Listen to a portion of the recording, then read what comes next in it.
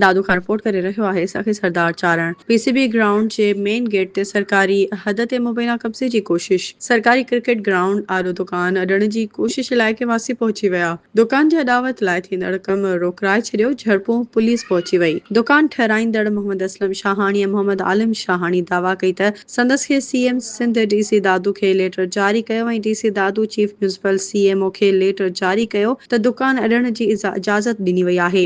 इलाइक़े वासी ने सरकारी प्लाट ते दुकान अॾाईंदड़ विच में झड़पुनि ते पुलिस ॿिनि ॼणनि खे हिरासत में वठी वरितो।